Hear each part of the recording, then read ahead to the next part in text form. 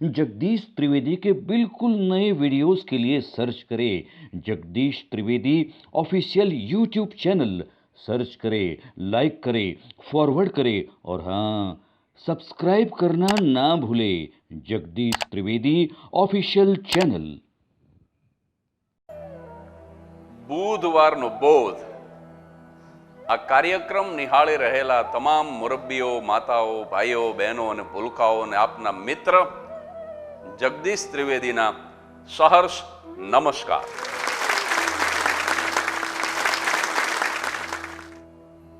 મિત્રો, આજે મારે જસદણ સ્ટેટના રાજવી જસદણ દરબાર સાહેબ આલા બાપુ ખાચરની બે નાનકડી વાત કરવી છે।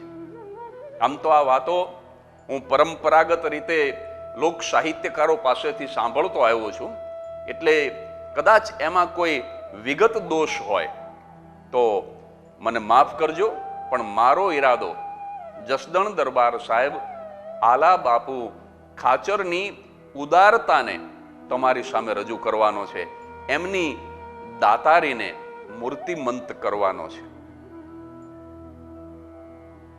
આલા બાપુ એમનો જન્મ 1831 30મી એપ્રિલ 1831ના રોજ થયો હતો અને 21 વર્ષની ઉંમરે 1852ની અંદર એમણે જસદણ સ્ટેટની રાજગાદી સંભાળી હતી। 73 વર્ષ સુધી એમણે પોતાનું આયુષ્ય ભોગવ્યું અને 1904માં એમનો દેહ વિલય થયો। 1900ની સાલ બરાબર 1900 1900ની સાલમાં આ આલા બાપુ ખાચર જસદણ દરબાર સાહેબને કેસરી હિન્દ સુવર્ણ પદક મળ્યો હતો અને એમના જે કુંવર હતા એમાં જે મંસૂર બાપુ આલા બાપુ ખાચર એમણે રાજકુમાર કોલેજ રાજકોટમાં વિદ્યાભ્યાસ કરેલો અને પછી કેમ્બ્રિજ યુનિવર્સિટીમાં પણ એ ભણ્યા હતા। આટલી માહિતી મેં મેળવેલી છે। એ જસદણ દરબાર સાહેબ આલા બાપુ ખાચર જે જસદણ સ્ટેટના છઠ્ઠા રાજવી, એમના જીવનના મારે બે પ્રસંગ નાનકડા તમને કહેવા છે। આ રાજકુમાર કોલેજની વાત નીકળી ને, એમના કુંવર ભણ્યા હતા। એ જ રાજકુમાર કોલેજના જ્યારે પાયા ગળાતા હતા, એનું ખાત મુહૂર્ત હતું। આ રાજકુમાર કોલેજ આજે પણ રાજકોટની અંદર યાજ્ઞિક રોડ ઉપર છે, પણ આ રાજકુમાર કોલેજ નામ શું કામ પડ્યું? તો જ્યારે રજવાડાઓ હતા, દેશ આઝાદ નહોતો થયો, એ વખતે આ કોલેજના પાયા ગળાતા હતા અને એની અંદર દરેક સ્ટેટના રાજકુમાર, દરેક સ્ટેટના પ્રિન્સ એની અંદર ભણવા આવે, એના માટે કોલેજ બનતી હતી, એટલે નામ પડ્યું રાજકુમાર કોલેજ। હવે રાજકુમારો માટે જ કોલેજ બનતી હોય એટલે સ્વાભાવિક છે કે દરેક સ્ટેટના રાજવીઓને એના ખાત મુહૂર્તની અંદર આમંત્રણ આપવામાં આવે છે અને બધા જ નાના મોટા સ્ટેટના ઘણા રાજવીઓ આવ્યા હતા। રાજકોટના રાજવી તો હોય જ, પણ મોરબી સ્ટેટ, વાંકાનેર સ્ટેટ, આ બાજુથી વઢવાણ, ધાંગધ્રા, ભાવનગર સ્ટેટ, કેવડું મોટું રાજ્ય, ભાવનગર સ્ટેટ, જુનાગઢ, દરેક નાના મોટા તમામ, લાઠી, એવી જ રીતે આ જસદણ સ્ટેટ એના રાજવી જે હું વાત કરું છું એ આલા બાપુ ખાચર પણ ખાત મુહૂર્તની અંદર પધાર્યા હતા। નાના મોટા તમામ રાજવીઓના હાથે ખાત મુહૂર્ત કરવાનું હતું અને એમાં વિધિ તો એટલી જ હતી કે દરેક રાજવી પાયાની અંદર એક એક ખોબો ભરીને ધૂળ નાખે અને એ રીતે એ ખાત મુહૂર્તનો વિધિ સંપન્ન થાય। તો મેં એવું સાંભળ્યું છે લોક કલાકારોના મુખેથી કે બધા જ રાજવીઓ વારાફરતી આમ એક એક ખોબો ભરી અને ધૂળ નાખતા હતા।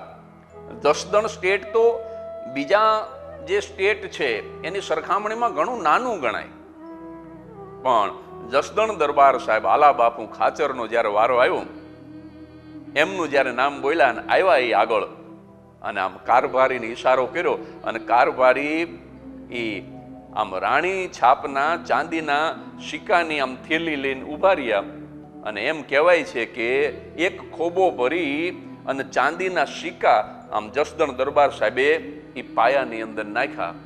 વારા ફરતી વારા બધાએ એ રીતે વિધિ પૂરી કરી. ખાતમુહૂર્તની વિધિ સંપન્ન થઈ. પછી બધા જ રાજવીઓ આમ કદાચ ભોજન સમારંભ માટે રોકાણા હશે કે ચા પાણી પીવા રોકાણા હશે, કદાચ કહુંબા પાણી, એ વખતનો સમય શું હોય, પણ બધા બેઠા હતા ઉતારે. અને ત્યારે કોઈકે કીધું કે જસદણ દરબાર સાહેબ પોતાની મોટપ દેખાડવા માંગતા હોય એવું લાગ્યું. અને જ્યાં શબ્દ આલા બાપુ ખાચરના કાને પડ્યા, પણ આમ બે હાથ જોડ્યા. ઈ કે એવું ભૂલથી ને ન વિચારશો, કારણ કે હું પણ મારી મોટપ દેખાડવાનું ક્યારેય વિચારી ન શકું. હું કહેતા હરિ દુભાય. જો ઉપદ આવે, જો અભિમાન આવે તો હરિ કહેતા ઈશ્વર દુભાય.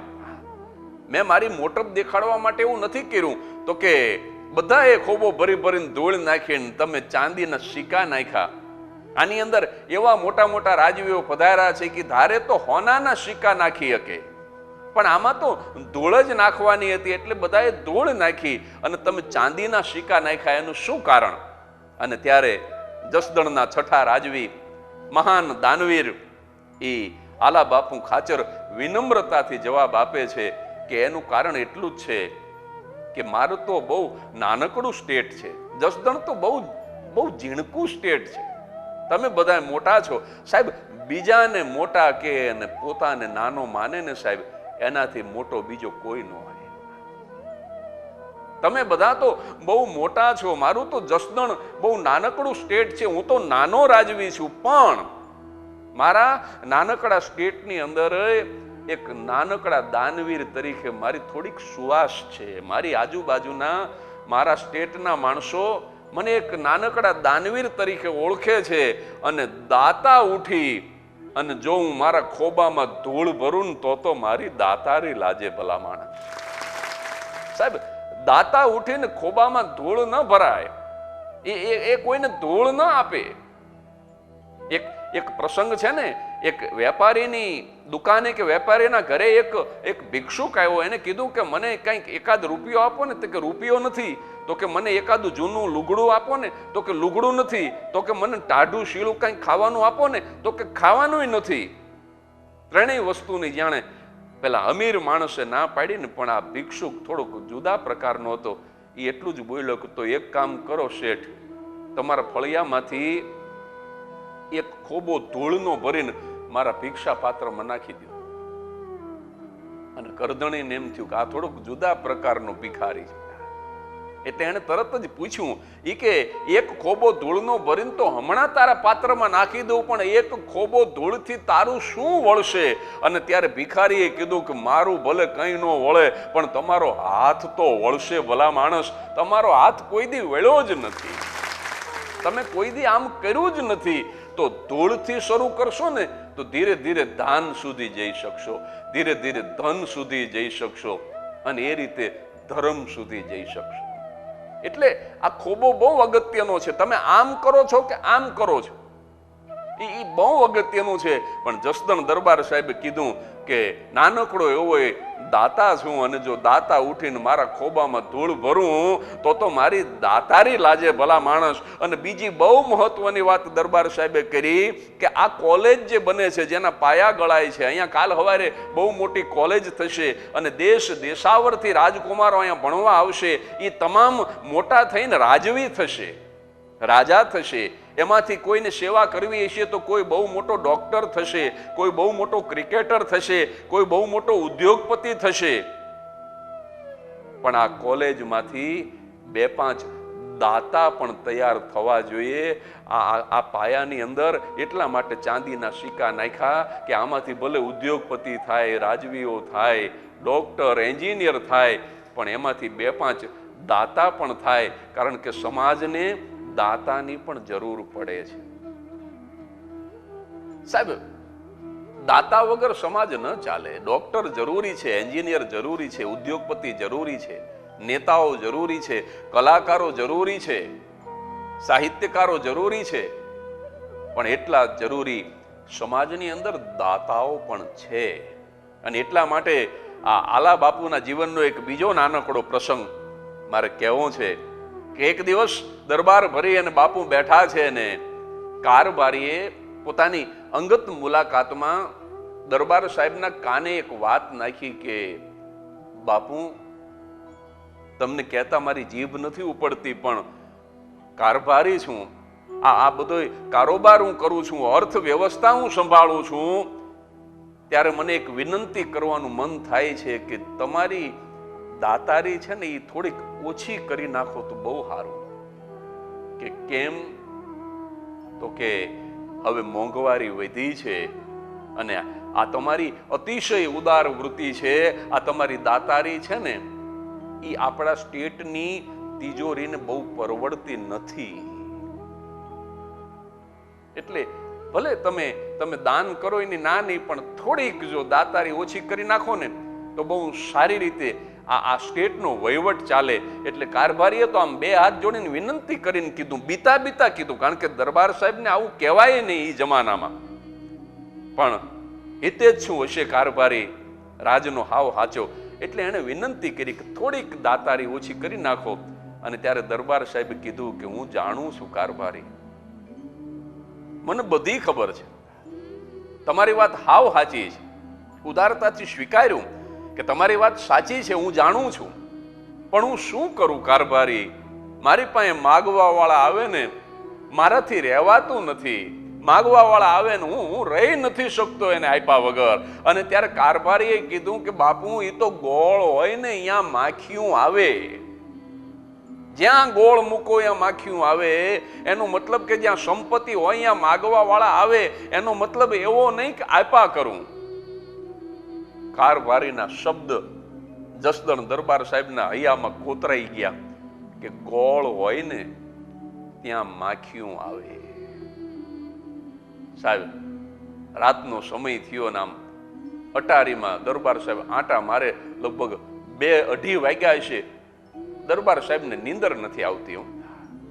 કારભારીના શબ્દ સંભળાય છે વારંવાર કે ગોળ હોય ને ત્યાં માખીઓ આવે.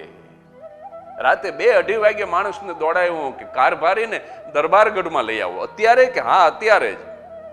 માણસ દોડતો ગયો ને રાતે 2-2:30 વાગે કારભારીના ઘરની હાંકળ ખખડાવીને આંખું ચોળતા ચોળતા આમ કારભારીએ દરવાજો ખોલ્યો. શું છે? તો કે બાપુ બોલાવે છે. અત્યારે? કે હા. દોડતો દોડતો કારભારી આવ્યો ને જ્યાં દરબારગઢમાં આવ્યો ને તો આમ જમીન ઉપર આલા બાપુ ખાચર, જસદણ દરબાર સાહેબ છઠ્ઠા, એને આમ ચાદર પાથરેલી. કારભારી જેવા આવ્યા ને એટલે દરબાર સાહેબે જાતે આમ ચાદરનો એક ખૂણો પકડી અને આમ આંચકો માર્યો ને ચાદર જ્યાં આઘી કરી તો ચાદરની નીચેથી 20-25 આમ ગોળની ભેલીયું પડેલી દેખાણી. રાત્રે 2-2:30 વાગે. અને પછી દરબાર સાહેબે કારભારીને પૂછ્યું કે કારભારી, જરાક ઝીણી નજરે જોવો જોઈએ, ગોળ ઉપર માખીયું છે? અને કારભારીએ કીધું કે બાપુ કેવી વાત કરો છો, અત્યારે રાતે માખીયું થોડી આવે, માખીયું તો દી હોય તો આવે. અને આમ જ્યાં કારભારીએ કીધું કે માખીયું તો દી હોય તો આવે. અને ત્યારે દાનવીર જસદણ દરબાર સાહેબ આલા બાપુ તે દિવસે એટલું બોલ્યા હતા કે માણસનો દી હોય ને ત્યારે જ માગવા વાળા આવે. જ્યારે માણસનો સૂરજ તપતો હોય, જ્યારે માણસના ભાગ્યનો પ્રબળ ઉદય થતો હોય ને ત્યારે જ આંગણામાં યાચકો આવે. સાહેબ, તમારા આંગણે જો મહેમાન બંધ ન થતા હોય, દરરોજ કોઈને કોઈ મહેમાન તમારા આંગણે આવતું હોય તો માનજો કે તમારા ભાગ્યનો ઉદય થઈ રહ્યો છે. બાકી સાહેબ, તમે કંકોત્રી લખો ને તોય તમારા ઘરે મહેમાન ન આવે. અને ત્યારે માનજો કે હવે પુણ્ય પરવારી ગયું છે. સાહેબ, દી હોય તો માગવા વાળા આવે. કારભારી, અત્યારે દી છે ને તો આપવા દો. મને પદ્મશ્રી ભગત બાપુ, પદ્મશ્રી દુલાભાયા કાગની એક ખૂબ જાણીતી રચનાની એક પંક્તિ અત્યારે યાદ આવે છે કે માનવીની પાસે કોઈ એ માનવી ન આવે રે. માનવીની પાસે માનવી ન આવે સાહેબ, કોઈને ટાઈમ જ નથી. કોણ કોની પાસે જાય? કે માનવીની પાસે કોઈ એ માનવી ન આવે રે. એ જી તારા દિવસની એ પાસે રે દુખી આવે રે. આવકારો મીઠો એને આપજે રે. માનવીની પાસે માનવી નથી જતો, પણ તારો દિવસ જોઈને, તારી ચડતી કળા જોઈ અને તારા આંગણે આશ લઈને કોક દુખિયારો આવે ને તો એને આવકારો આપજે. મોઢું ફેરવી ન જાતો, ડોરબેલ વગાડીને મરી જાય તોય ખોલવું નથી, આવા નબળા વિચાર ન કરતો. તને ઈશ્વરે કંઈક આપ્યું છે ને તો એને એમાંથી કંઈક આપજે. આ જસદણ દરબાર સાહેબ આલા બાપુ ખાચરના જીવનના બે પ્રસંગ બાળપણથી હું સાંભળતો આવ્યો છું લોક કલાકારો પાસે. કદાચ એમાં માહિતીમાં થોડોક દોષ હોય કે કંઈ આમ તેમ હોય તો મને ક્ષમા કરજો, પણ મેં કીધું એમ મારો ઈરાદો તો દાનના મહિમાને મૂર્તિમંત કરવાનો છે, દાનના ગુણને પ્રસ્થાપિત કરવાનો છે. તો આવી જ કોઈ વાત લઈ અને આવતા બુધવારે ફરી તમારી સમક્ષ હાજર થઈ જશે જગદીશ ત્રિવેદી, રાત્રે બરાબર 9 ટકોરે. ત્યાં સુધી પરિવાર સાથે પ્રસન્ન રહેજો, હસતા રહેજો.